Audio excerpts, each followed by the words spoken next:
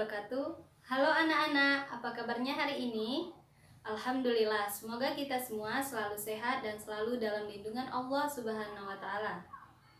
Anak-anak yang ibu banggakan, sebelum kita lanjut ke materi pembelajaran kita hari ini, minggu lalu kita membahas mengenai teks eksplanasi.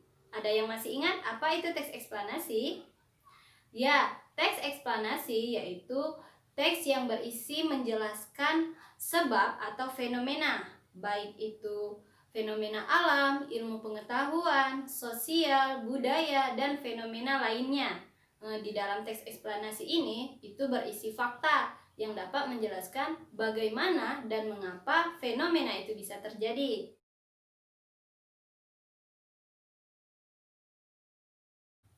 Anak-anak yang ibu banggakan, adapun kompetensi dasar yang harus kita capai hari ini, yang pertama yaitu mengidentifikasi isi, struktur, dan kebahasaan dalam ceramah. Yang kedua, mengkonstruksi ceramah tentang permasalahan aktual dengan memerhatikan aspek kebahasaan dan struktur yang tepat.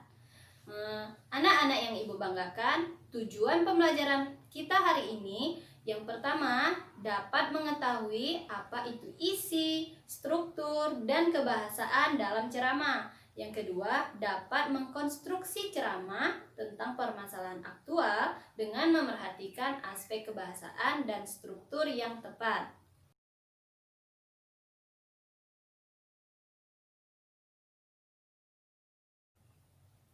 Baiklah, anak-anak yang ibu banggakan, materi pembelajaran kita hari ini yaitu membahas mengenai teks ceramah. Ada yang tahu apa itu teks ceramah? Ya, teks ceramah dapat didefinisikan sebagai kegiatan pembicara dengan halayak umum sebagai pendengar. Di dalam teks ceramah ini bertujuan untuk menyampaikan informasi dan pengetahuan.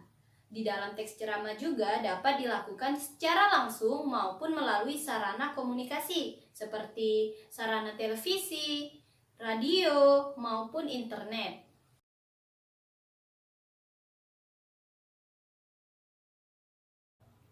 Oke anak-anak, materi selanjutnya yaitu membahas mengenai struktur teks ceramah. Ada yang tahu ada berapa saja struktur teks ceramah?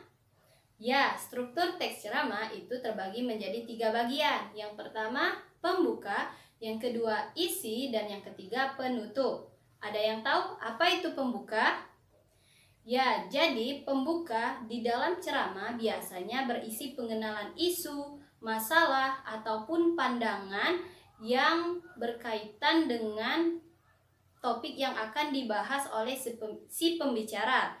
Yang kedua, itu ada isi. Isi biasanya berisi rangkaian argumen pembicara yang berkaitan dengan pendahuluan atau tesis. Nah, di bagian isi dalam ceramah ini biasanya memuat sejumlah fakta yang dapat memperkuat argumen-argumen si pembicara. Dan yang ketiga yaitu penutup. Ada yang tahu apa penutup dalam ceramah?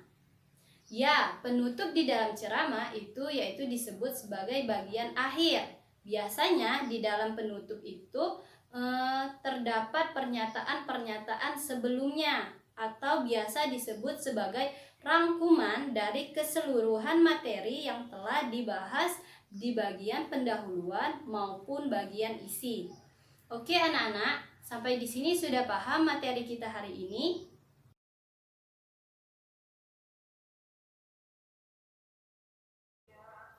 Oke anak-anak yang ibu banggakan, jika kalian semua sudah paham mengenai materi kita hari ini, sebelum kita menutup pembelajaran kita hari ini, mari kita bersama-sama melafalkan lafaz hamdalah. Alhamdulillahirobbilalamin. Oke, jika dalam video pembelajaran ini ibu terdapat kesalahan, ibu mohon maaf kepada Allah, ibu mohon ampun.